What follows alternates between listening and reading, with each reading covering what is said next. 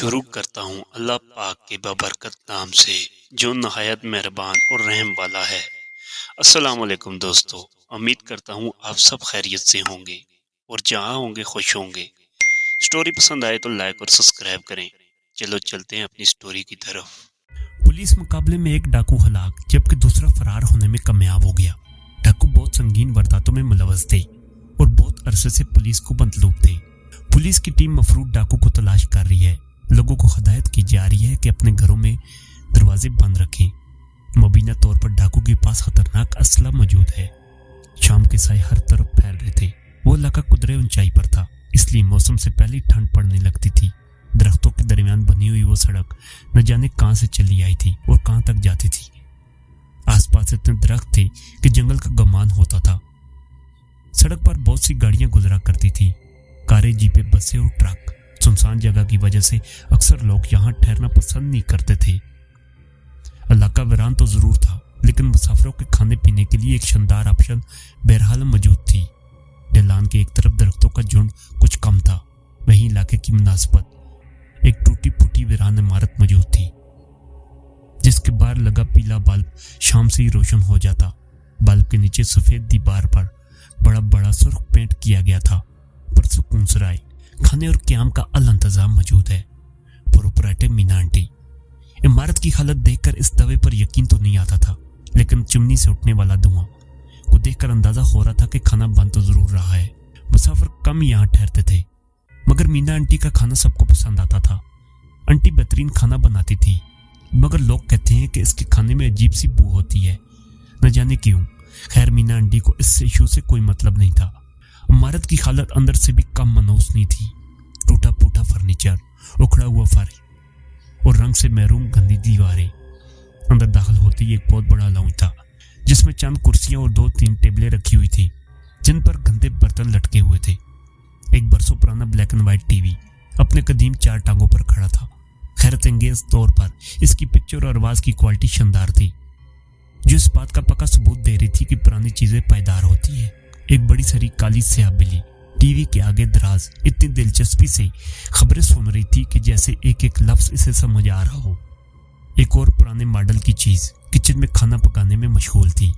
एक बहुत बड़ा बर्तन चूल्हे पर रखा हुआ था जिस पे बड़े पानी में न जाने क्या उबल रहा था।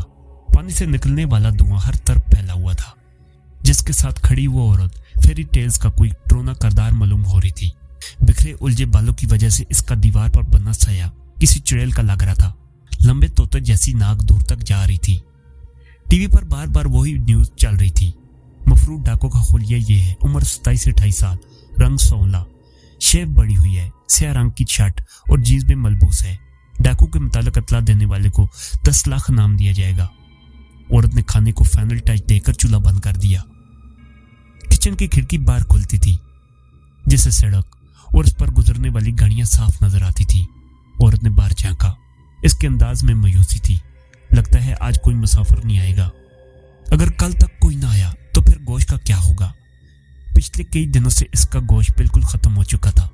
आंटी का पुराने मॉडल का फ्रिज बिल्कुल खाली पड़ा था। वैसे ऐसा तो अक्सर ही होता था, या तो इतने लोग एक साथ आ जाते कि खाना और जगह कम पड़ जाती। कभी कई दिन तक झांकता भी कोई नहीं था यहाँ। आंटी ज्यादा लोगों के आने से कभी परेशान नहीं हुई थी। इसे खाना पकाने का जुनून था, और जब कोई केला तनहा मुसाफिर सराय में रुकने आ जाता तो बस समझो आंटी मीना की लॉटरी निकल आती। कई दिनों के खाने का बंदोबस्त हो जाता था, आंटी के भी और मुसाफिरों के भी। सराय के अंदरूनी बैरूनी माहौल के बरक्स यहाँ खाना सबको बहुत पसंद आता था।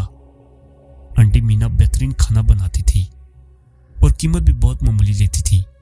बस लोगों को सिर्फ एक शिकायत थी, वही खाने में अजीब सी महक आती है। मगर इसका जायका लाजवाब होता था। कहीं किसी भी होटल में मीना आंटी के हाथ का जैसा खाना मिलना बिल्कुल नामुमकिन था। न जाने क्यों कदीम घड़ियाल ने 12 बजे आई। इस सन्नाटे में तेज घंटी के 12 मरतबा बजती हुई मनूस आवाज ने बड़ा ड्रोना तासुर पैदा कर दिया। आंटी ने मायूस सांस दी। अब तो नामुमकिन है कि कोई ठहरने आई, इसने खुद से कहा। आंटी चूल्हे पर चढ़े बर्तन को देखकर न जाने क्या सोचने लगी। अचानक इसकी दीवार पर बने ड्रोने साए के साथ एक और साया नमदार होने लगा। अपनी 2 रंगी आंखों से गहरी दिलचस्पी से टीवी देखती हुई बिल्ली जोर से घराकर दरवाजे की तरफ देखने लगी। अपनी सोचों में डूबी आंटी चौंक गई। इसने दरवाजे की तरफ देखा। मुझे रात को रुकने के लिए जगह चाहिए। सामने खड़ा अजनबी न जाने क्यों घबराया हुआ लग रहा था। हाँ क्यों नहीं। मीना आंटी के होंठों पर मुस्कुराहट दौड़ गई। जगह भी है और मेरे हाथ का पका हुआ लाजवाब खाना भी। आज तो सारे कमरे खाली है, तुम कोई भी पसंद कर सकते हो। आंटी ने अजनबी की तरफ गौर से देखा। वो डरे हुए अंदाज में बिल्ली की तरफ देख रहा था। वो अपनी अगली टांगों पर खड़ी इस तरह से घूर रही थी जैसे इस पर हमला कर देगी। आंटी अजनबी को तसल्ली देने वाले अंदाज में हंसी। ये लैला है मेरी पालतू बिल्ली, ये तुम्हें कुछ नहीं कहेगी, अभी थोड़ी देर में तुमसे मानूस हो जाएगी। मगर लैला का अजनबी से मानूस होने का कोई इरादा नहीं लग रहा था। इसके अंदाज बहुत जरहाना लग रहे थे। वो अजनबी को घूरे जा रही थी और मुसलसल घरा रही थी। बहुत अजीब है तुम्हारी बिल्ली। अजनबी ने नापसंदगी से बिल्ली को घूरा। इसकी आंखें, हाँ एक सब्ज है और एक ब्राउन। कितनी मुनफरिद बात है ना। आंटी ने दांत चाई। अजनबी ने सराय का जायजा लेते हुए सर हिलाया। तुम ऐसा करो मिस्टर, गुमान, गुमान नाम है मेरा, काफी मुनफरिद नाम है। आंटी ने लफ्ज गुमान दोहराया। तुम्हारी बिल्ली की आंखों की तरह। अजनबी हंसने लगा। आंटी को शायद इसका मजाक पसंद नहीं आया। तुम्हारे साथ कोई सामान नहीं है, कोई बैग वगैरह? इसने रुखे हुए अंदाज में अजनबी से पूछा। नहीं मेरे साथ कुछ भी नहीं है। न जाने क्यों अजनबी का अंदाज बहुत अजीब सा था। ओके मिस्टर गुमान, तुम इन 3 कमरों में से कोई भी पसंद कर लो, जब तक तुम्हारे लिए मैं खाना निकालती हूँ। आंटी ने सामने की तरफ इशारा किया। गुमान इसके बताए हुए रास्ते पर चला गया। इसके ओझल होते ही आंटी के होंठों पर शैतानी मुस्कुराहट दौड़ गई। उफ, आज कितने दिन के इंतजार के बाद कोई तनख्वाह मुसाफिर आया है। शुक्र है कई दिन के गोश्त का बंदोबस्त हो जाएगा। आंटी ने लैला की तरफ देखा। लैला इस तरह गराई जैसे पूरी बात समझ गई हो। खाने की मेज पर आंटी मीना ने अपनी तरफ से बड़ा एहतमाम करने की कोशिश की। मेज के सेंटर में रखे हुए शमादान में मोमबत्तियां जल रही थी। बड़ी सी डिश में खाना सर्व किया गया था। गुमान कुर्सी घसीट कर बैठ गया। इसके चेहरे पर बड़े अजीब तासुरात थे। आंटी मीना ने इसकी बड़ी हुई शेप को गौर से देखा। मुझे अंदाजा था कि तुम सबसे आखिर वाला कमरा ही पसंद करोगे, तुम्हारे जैसे लोग छुपते फिरते हैं। गुमान ने इसकी तंजिया बात पर कोई सवाल नहीं किया। कब तक छुप सकोगे? आंटी की मुस्कुराहट बड़ी मकार लग रही थी। कम से कम इस काली शर्ट को ही बदल दो, ये तुम्हारा मसला नहीं है, गुमान ने बेनियाजी से कहा। मेरा मसला हो भी सकता है, आखिर तुम मेरे सराय में ठहरे हुए हो, लेकिन मैं तो सिर्फ तुम्हारे आराम का ख्याल रखना चाहती हूँ। तुम जीन्स पहन कर किस तरह सोओगे? आंटी बेइज्जत थी। ये कोई पहली मर्तबा नहीं है जो जिंदगी को खेल समझ लेते हैं। जिंदगी इनको बहुत दौड़ाती है, बहुत थकाती है, पत्थर बना देती है मगर जीने नहीं देती। मैं भी इंसान से पत्थर बन चुका हूँ। और अब तो गुमान हलाव में न जाने क्या ढूंढ रहा था। अब क्या? आंटी ने सवाल किया। अब तो कुछ नहीं, शायद कुछ भी नहीं। गुमान ने ठंडी सांस भरी। खाना ठंडा हो रहा है मिस्टर गुमान, शुरू करो। आंटी मीना के हाथों का बना बेहतरीन खाना तुम्हारा इंतजार कर रहा है। आंटी ने गुमान की तरफ सलाद बढ़ाते हुए कहा। गुमान ने प्लेट आगे धकेल दी। मैं ये खाना नहीं खा सकता। मगर क्यों? एक मर्तबा मेरे हाथ का खाना खाकर तो देखो, पूरी दुनिया में ऐसा जायका नहीं मिलेगा। आंटी ने सरार किया। यकीनन ऐसा ही होगा। गुमान ने इसे घूरा। मगर मैं एक नवाला भी नहीं ले सकता। मगर कोई वजह? क्योंकि मैं आदमखोर नहीं हूं। आंटी के हाथ से चमचा गिर गया। क्या बकवास कर रहे हो? वो हकलाई। मगर गुमान के संगीन चेहरे पर नजर डालकर इसने ड्रामा करने का इरादा कैंसिल कर दिया। तुमको किस तरह पता चल गया? गुमान ने तन से कहा। मैं तुमको एक नजर देखकर ही समझ गया था कि तुम एक चुड़ैल हो, आदमखोर चुड़ैल। क्या कहा चुड़ैल? आंटी मीना गुस्से से पागल हो गई। तुम्हारी हिम्मत कैसी हुई ये बकवास करने की? जिस तरह तुम्हारी हिम्मत हो जाती है किसी बदकिस्मत तन्हा मुसाफिर को कत्ल करने की, और इसकी गोश्त का खाना बनाकर तुम बेचारे लोगों को खिलाती हो, और हड्डियां और सर आधी रात को जंगल में दबा देती हो। उफ, इतना बड़ा जुर्म। तुम चुड़ैल नहीं हो तो क्या हो? तुमको ये सब कैसे पता चल गया और इतनी जल्दी? आंटी गुमान की मुफस्सल मालूमात पर इतनी हैरान हो गई कि अपना दफा करना भूल गई। मुझे सब मालूम है। कहो तो तुम्हारे कत्ल किए हुए लोगों की तादाद भी बता दूं तुम्हें। गुमान ने आराम से कुर्सी से टेक लगा ली। आंटी थके हुए अंदाज में कुर्सी पर बैठ गई। थोड़ी देर बाद वो बात करने के काबिल भी नहीं रही। दोनों एक दूसरे को आंखों में आंखें डाले घूरते रही। गुमान की आंखों में न जाने क्या था और चंद लम्हों बाद ही आंटी ने शिकस्त तस्लीम करके आंखें झुका ली। मगर मिस्टर गुमान, तुम अपने बारे में क्या कहोगे? आंटी ने अपना पता खेला। तुम्हारा क्या ख्याल है? मैं तुमको पहचान नहीं सकी। तुम भी तो मेरी राह के मुसाफिर हो। तुम भी वही डाकू हो ना, पुलिस जिसके पीछे है, जिसके बारे में बार बार टीवी पर ऐलान किया जा रहा है। बोलो, जवाब दो। कमान बिल्कुल खामोश बैठा था। हाँ, तुमने ठीक पहचाना, मैं वही डाकू हूं जिसकी खबर टीवी पर चल रही थी। चंद लम्हों बाद इसने ठंडी सांस लेकर कहा, मैं कुछ रोज तुम्हारे सराय में ठहरूंगा और तुम कुछ चाल नीचे लोगी। अगर तुमने पुलिस को इन्फॉर्म किया तो नुकसान सिर्फ तुम्हारा होगा। गुमान को इसको वार्निंग देकर अपने कमरे में बंद हो गया। आंटी बंद दरवाजे को देखकर घूरती रही। कम वक्त मनोज डाकू गई का।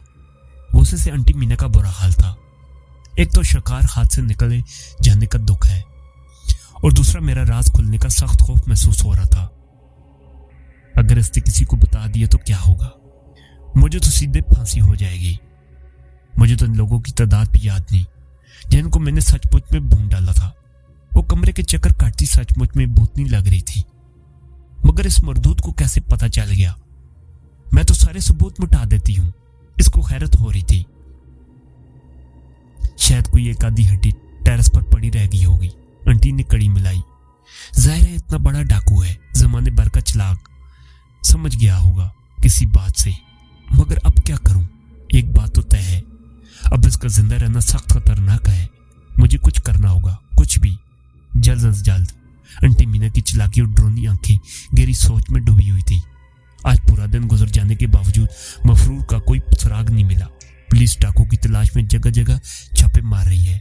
दोबारा ऐलान किया जा रहा था, डाकू बहुत खतरनाक है, अपने घरों की हिफाजत करें। डाकू के बारे में इत्तला देने वाले को 10 लाख रुपया नाम दिया जाएगा। टीवी पर फिर न्यूज दोहराई जा रही थी। लला टीवी के आगे दराज थी। गुमान कमरे से निकला। लैला ने इसे पलट कर देखा और बुरी तरह घबराने लगी। देखा मेरी लैला कितनी चालाक है। आंटी मुस्कुराने लगी। इसने भी तुम्हें पहचान लिया है, क्यों ना होगी चालाक, आखिर बिल्ली किसकी है? गुमान ने रखाई से कहा, नाश्ते में क्या लोगे? आंटी ने मौजू बदला, कुछ नहीं। गुमान कुर्सी घसीट कर बैठ गया। तुमने कल से कुछ नहीं खाया, ये तुम्हारा मसला नहीं है। तुम मेरे सराय में मौजूद हो मिस्टर गुमान, मेरी रोजी रोटी है ये। रोजी? तुम इसे रोजी कमाना कहती हो? और तुम खुद क्या हो? मीना आंटी गुस्से से पागल हो गई। तुम कैसे पैसा कमाते हो? तुम्हारा काम कितना पाक साफ है। मैं जान हथेली पर रख कर काम करता हूं। पैसा कितना भी प्यारा हो, जान से प्यारा तो नहीं हो सकता। एक लम्हे की चौक का मतलब होता है गोली सचमुच में दिल में सुराख कर देगी। गुमान न जाने कहां खो गया था, तो उससे तुम्हारा काम जायज हो जाता है, क्यों ना? किसी पर उंगली उठाना बहुत आसान है मिस्टर गुमान। इस तरह तो मैं भी बरसों से कड़ी मेहनत करती आई हूँ। सख्त गर्मी में चूल्हे की जन्म जैसी आग के आगे खड़े रह रहकर मैंने अपना हसीन चेहरा झलसा लिया है। हसीन चेहरा। गुमान ने चौंक कर आंटी को देखा। क्या तुम अपनी बात कर रही हो? आंटी मीना इसका तंज समझकर गुस्से से आग बगोला हो गई। तो क्या बिल्ली की बात कर रही हूं मैं? खैर, मेरे लिए हुस्न का म्यार कुछ और है। गुमान ने बेनियाजी से बात पलट दी और दोबारा अपने कमरे में बंद हो गया। आंटी ने चमचा जमीन पर दे मारा। अब बात आंटी की जात पर आ चुकी थी। गुमान ने इसका खुला मजाक उड़ाया था, अब इसका मजा चुकाना लाजमी हो गया था। मगर कैसे? सूरज की नारंगी किरणें मदम होने लगी थी। धूप डाल चुकी थी। खिड़की से बाहर बड़ा खूबसूरत मंजर दिखाई दे रहा था। ढलान के आसपास सब्जा ही सब्जा था और नीचे खाई में हल्का नीला दरिया बल खाते महसूस हो रहा था। सफेद और नीले बादल इतने करीब नजर आ रहे थे जैसे जरा सा भी हाथ बढ़ा तो उनको छुआ जा सकता है। गुमान खिड़की से टेक लगाकर खड़ा हो गया, मगर इसको बाहर वाले मंजर में कोई दिलचस्पी नहीं थी। वो तो न जाने कहां खोया हुआ था, न जाने क्या क्या याद किए जा रहा था। मुख्तलिफ मंजर तेजी से इसकी आंखों में गुजर रहे थे। इसका बचपन, यूनिफॉर्म पहने वो खुशी खुशी स्कूल जा रहा है। फिर एक और मंजर, अपने दोस्त का कलर बॉक्स खामोशी से अपने बैग में छुपा कर रख दिया। फिर 16-17 साल की उम्र में किसी के दरवाजे पर खड़ी साइकिल चुरा कर घर ले आना और ऐसे कई वाकयात। अब्बू के डांटने और सजा देने पर शर्मिंदा होने या माफी मांगने के बजाय एक रात खामोशी से घर से बाहर भाग जाना, वो तो बरसों को मफरूर था। और फिर जिंदगी ने कितने रंग दिखाए, कितना दौड़ाया। इसके जैसे कई और गलत सोच और गलत राह के मुसाफिर हम सफर बन गए। जिंदगी के कैलेंडर पर न जाने कितनी तारीखों के आगे इन गलत वारदातें तैयार होती चली गई। वो लरस कर जैसे वापस आ गया हो। क्या पाया? जुर्म, फरार, खलश, धुआं। जमीन पर रखा बड़ा सारा चूल्हा देख रहा था। कोई बात टप के सैफ का बर्तन चूल्हे पर रखा हुआ था, जिसमें लबालब पानी भरा था। पानी बुरी तरह उबल रहा था। आंटी मीना ने हाथ में पकड़ी बोतल पानी में लौट दी। पानी में जोरदार छनाका हुआ। आंटी ने इत्मीनान भरी सांस ली। आज आंटी मीना बड़ी कट में नजर आ रही थी। एक लंबा सुनहरी गाउन पहने, जिस पर बड़े बड़े काले चूंटे बने हुए थे। अपने कुदरती उलझे हुए बालों का बड़ा सा जोड़ा बना रखा था, जो ऐसे लग रहा था जैसे सर पर कोई बर्तन उलट रखा हो। गहरी लाल लिपस्टिक और काजल लगाकर आज इसका गुमान पर अपने हुस्न की दाग बैठाने का पक्का इरादा था। लाला भी बड़ी चुकन्नी नजर आ रही थी। वैसे तो मैं पूरी कोशिश करूंगी कि ये काफी पी ले। वैसे कमबख्त है बड़ा चालाक। अगर इसने काफी पीने से इनकार कर दिया तो फिर हम एक दूसरे के मंसूबे पर अमल करेंगे। आंटी ने लैला को प्रोग्राम समझाया। लैला ने हल्के से गरा कर शायद असबात में जवाब दिया। काफी देर इंतजार के बाद गुमान कमरे से बाहर आया। आज वो पहले से ज्यादा थका हुआ लग रहा था। वो कुर्सी घसीट कर बैठ गया। ओ गुड मॉर्निंग मिस्टर गुमान, आंटी ने खुशी दिली का मुजाहरा करते हुए कहा। कोई चाय काफी? मुस्कुराने से इसके दांतों पर लगी लिपस्टिक झलक मारने लगी। गुमान ने इस पर एक नजर डाली। क्या कत्ल करने का इरादा है? आंटी मीना बुरी तरह चौंक गई। क्या मतलब? तुम एक ही बात क्यों करते हो? मैं तो आपके जलवों की तारीफ कर रहा था, आप क्या समझ बैठी? ओ शरीर, आंटी शर्माते हुए बहुत डरोनी लग रही थी। मैं तो खाने का पूछ रही थी। तुम बिल्कुल भूखे किस तरह रह सकते हो? मुझे भूख है ही नहीं। गुमान ने सफाई से इनकार कर दिया। तो फिर एक कप चाय पी लो मेरी खातर, इसमें तो कोई गोश्त नहीं है। आंटी ने इसके आगे कप रख दिया। गुमान ने खोए खोए अंदाज में कप उठा लिया। पी ले कमबख्त, अपनी जिंदगी का आखिरी कप पी ले। आंटी दिल ही दिल में बार बार दोहराई जा रही थी, जैसे कोई खतरनाक मंत्र पढ़ रही हो। महसूस तो कर इस लफ्ज को जो आखिरी घोंट में होता है। जरा चख तो सही ये ज़ैका, आखिरी मजा। गुमान ने कप से नजर हटाकर आंटी को देखा और मुस्कुराने लगा। एक फीकी मुस्कुराहट। तुमने क्या सोचकर अपने सराय का नाम परसकून सराय रखा था? क्या इसलिए कि तुम मुसाफिरों को अब्दी सुकून की नींद सुला देती हो? मैं समझी नहीं। आंटी घबरा सी गई। कुछ मलाया तो नहीं इसमें? गुमान बात को पलटकर कप को घूरने लगा। कैसी बातें कर रहे हो? बता, तुमको मारकर मुझे क्या हासिल होगा? मैंने मारने का तो नाम ही नहीं लिया। गुमान मुसलसल आंटी को घूर रहा था। तुम मुझ पर शक कर रहे हो? आंटी मीना नर्वस हो रही थी। तो तुम मेरा शक दूर कर दो, गुमान ने धीरे से कहा। कैसे? एक घूंट पी लो इस कप से। गुमान ने कप आंटी के आगे रख दिया। तुम मेरी बेइज्जती कर रहे हो। आंटी ने बुरा मानने की एक्टिंग की। तुम्हारे आगे हाथ जोड़ दूंगा, मगर सिर्फ एक घूंट। गुमान ने कप आंटी के लिपस्टिक के भरे हुए होंठों से लगा दिया। आंटी ने झटके से गप करा दिया। इसके टुकड़े बिखर गए। तो मेरा शक गलत नहीं था। वो बड़बड़ाया। अचानक घर की सारी लाइटें जल गईं। कई घंटों से गई हुई बिजली वापस आ गई। टीवी भी दोबारा ऑन हो गया। न जाने कौन सी कदीम फिल्म आ रही थी। एक बहुत पुरसरार धुन तेज आवाज में चलने लगी। गुमान आहिस्ता आहिस्ता आंटी की तरफ बढ़ने लगा। आंटी उल्टे कदमों चलने लगी। लल्ला इंतहाई एक्टिव नजर आ रही थी। इसकी दो रंगी आंखें चमक रही थी। आंटी बहुत मकारी से सांप जैसी चाल चलते हुए खोलते हुए पानी के बर्तन तक आ गई। गर्म पानी तेजाब की मिलावट के बाद इतना खतरनाक हो गया था कि इसमें गिरने वाला दूसरा सांस भी न ले पाता। बस जरा सा हौसला, थोड़ी सी हिम्मत और बस खेल खत्म हो जाना था। मगर आज कौन जीतने वाला था? आंटी मीना इस तरह खड़ी थी कि इसके बिल्कुल पीछे खुलता हुआ पानी था। धीरे धीरे आगे बढ़ते हुए गुमान के पीछे लला पंजे उठाए इशारे की मुंतजिर थी।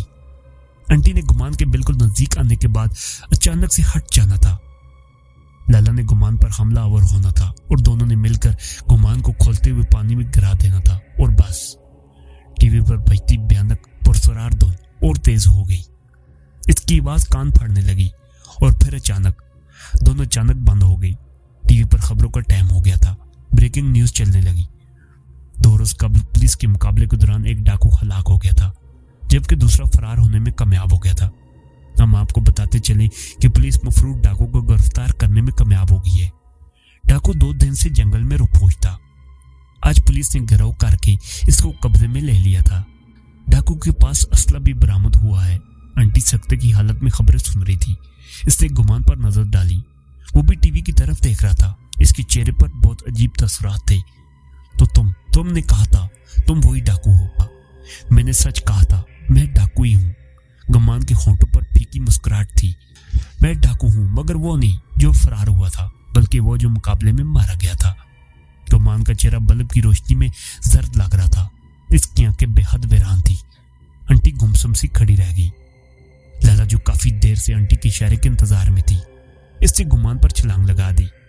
मगर ये क्या, बिल्ली आराम से गुमान के आर पार चली गई। इस तरह कोई खला से गुजर जाए। गुमान इत्मीनान से अपनी जगह पर खड़ा रहा। लैला आंटी मीना को अपनी लपेट में लेते हुए खुलते पानी में जा गिरी। एक जोरदार छनाका हुआ। आंटी मीना की आखिरी चीख बहुत भयानक थी। खुलते पानी में बुरी तरह धुआं निकलने लगा। आहिस्ता आहिस्ता मुजस्मे की तरह खड़े हुए गुमान का वजूद भी धुआं बनने लगा और वो हवा में तलील होने लगा। पूरी सराय जैसे धुआं में डूब गई हो। टीवी पर न्यूज चल रहा था। गिरफ्तार होने वाले डाकू ने इब्तदाई तफ्तीश के दौरान अपने जुर्म का इतराफ कर लिया है और इसने बताया है कि पुलिस मुकाबले में हलाक हो जाने वाला डाकू इसका पुराना साथी था।